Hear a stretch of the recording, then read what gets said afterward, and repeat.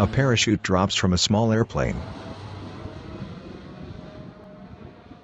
4 chutes open and 2 men watch the cargo land in a field. My name is Bill Kramer. I'm the chief of the Alaska Smokejumpers, and I've been a Smokejumper for the BLM since 1990, and I've been chief of the Alaska base since 2008, so this will be my 15th season as the Smokejumper chief. The aircraft are primarily intended for initial attack missions. We contract for 2-8s and 2 Casa 212s. That's our base lineup, and then we expand and contract as needed. We operate the 3rd largest paracargo operation in the world. We're behind the U.S. military and the Russian military, and aside from that, no one drops more pounds per year than the Alaska Smokejumpers. The paracargo is a really efficient way to get stuff from point A to point B.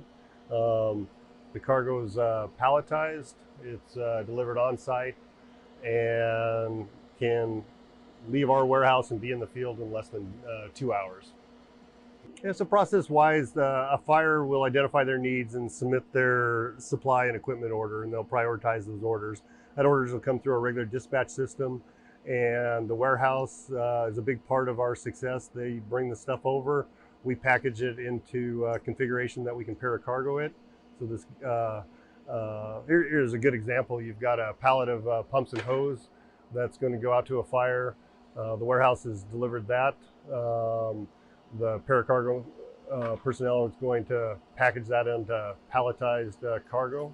That'll be palletized, put on one of the Casa aircraft, and delivered later today.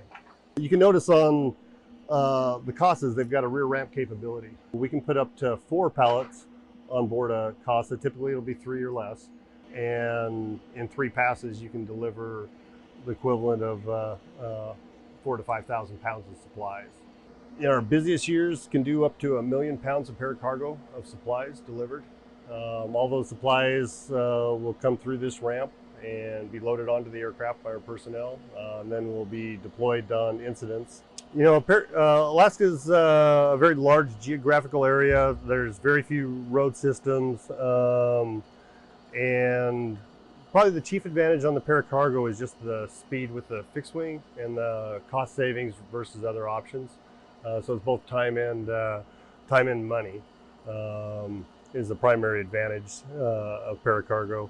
Paracargo allows us to rapidly put materials and supplies on the ground. If you don't have logistics handled in Alaska, you can't get your firefighters water or food or supplies, then nothing else really matters. So the logistics in Alaska is the #1 problem to solve. A small airplane taxis on a runway. Text: Alaska Wildland Fire Information. akfireinfo.com